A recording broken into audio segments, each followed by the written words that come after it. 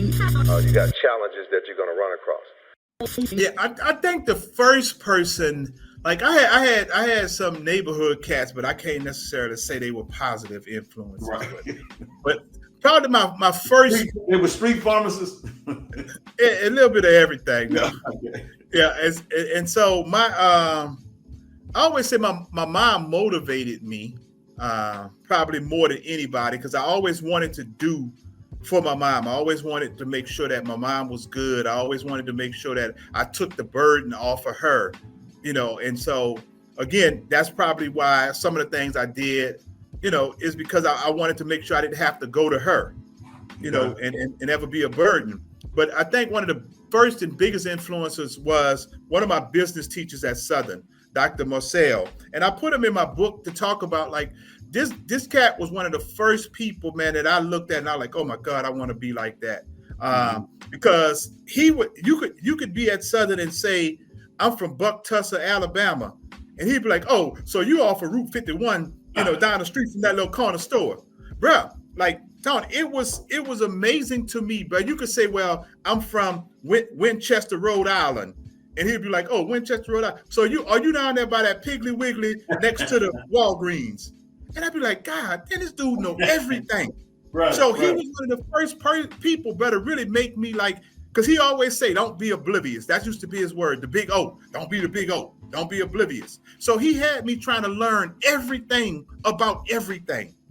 I hated the fact of not knowing something because he would come in class, he would test you every day. So many people avoided his class. This was the crazy thing. This is when I really, really understood that people are not built for success because they don't want to be challenged.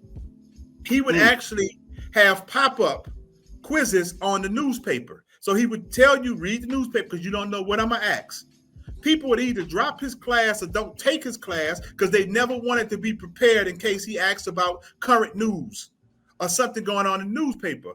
For me, that enticed me to go get the newspaper, make sure I read everything. So if he asks, I'm ready.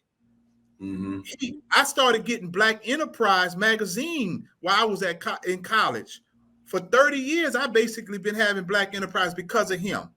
And then on Wednesdays, you used to have to dress up in shirt and tie.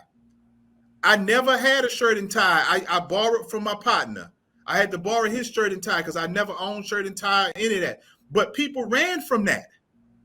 They ran from that. They dropped his class. They didn't take his class because he would tell you have to come in shirt and tie on Wednesdays.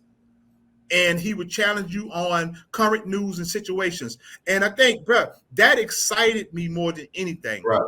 And I think he was probably one of my biggest influences. I want to come back to that thought that you said, but I want to say something else first. But the thought that you said about people don't want to be challenged. So hold that for a second. But when you were talking about influences and I started thinking, because you're in New Orleans, or from New Orleans, I started thinking, my sister moved there in 82 or something. She went to Tulane Law School. She went to Jackson State, but she went to law school at Tulane. And she lived out in the East. So I used to come out and see her a lot.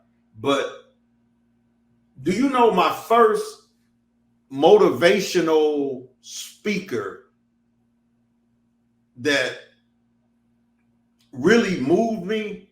And I couldn't wait for the magazine to come out every month because I wanted to, it might be weekly. I can't remember. I think it was every month. But when the magazine came out, I couldn't wait to grab that magazine just to read the article that was written. And it was a motivational article to me. But the person who wrote it was not considered a motivational speaker. Okay. But I'm going to tell you, man, it was... I'm going to tell you, see if you remember the magazine. The article was called In the Spirit.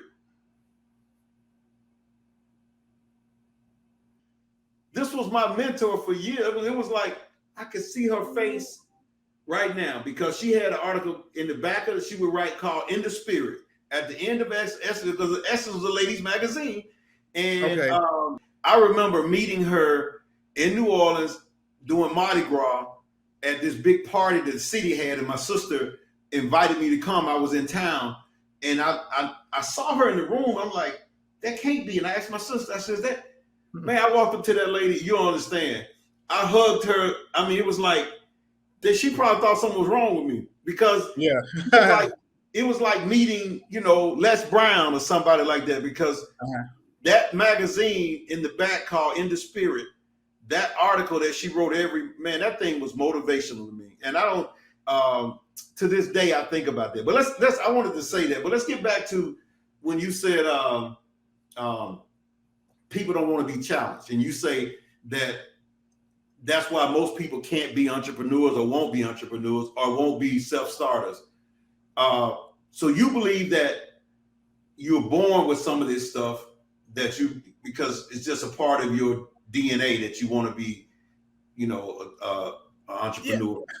Yeah. I think it's slightly born. When I say that, I think it's slightly born, but I think it's a combination of modeling and being taught. And when I say modeling is just having somebody around you watching. Like my mom never told, people say, well, remember when your mama used to say? I say, no, my mama didn't tell me anything. But I watched my mom.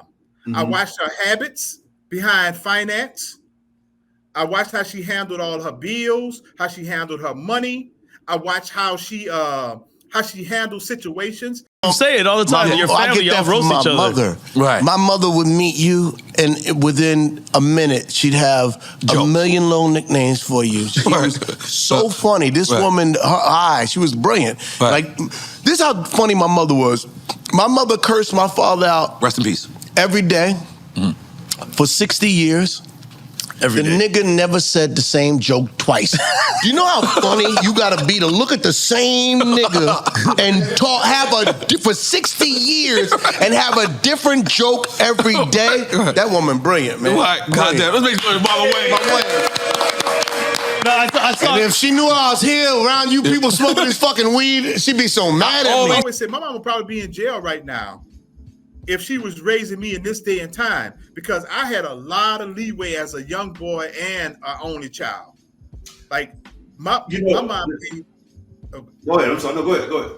Yeah, I was just about to say she basically didn't baby me. She gave me a lot of rope, man. And so in this day and time, it would probably be child neglect, child abandonment, because at 5, 6 years old, I used to walk, miles to football practice by myself. And so I think just learning those things along the way, independence. I never seen my mama worry about anything. And I think I took a lot of those traits on. I would go out, man, my finger could be bent like this. And my mom would say, boy, you always getting hurt. Wait till I finish cooking. And I she'll go back to cooking and I go back out playing. Right. Right. And so I think just that toughness, that ability not to worry about anything. So I got a lot of that from my mom. So a lot of those behaviors, my stepdad is one of the most nicest people you know. My real dad he's very fiery when he debates. So I think a combination of all of that manifested to who I was. And so, and to who I am. So I think part of it is modeling and learned behavior, but I think some of it is just in you too, though, but maybe a small percentage. The doctor that I'm talking about, he also says that theta phase between the womb and age 7 is also, most of it is modeling. That's how people learn. That's how kids learn how to walk. That's how they learn how to talk.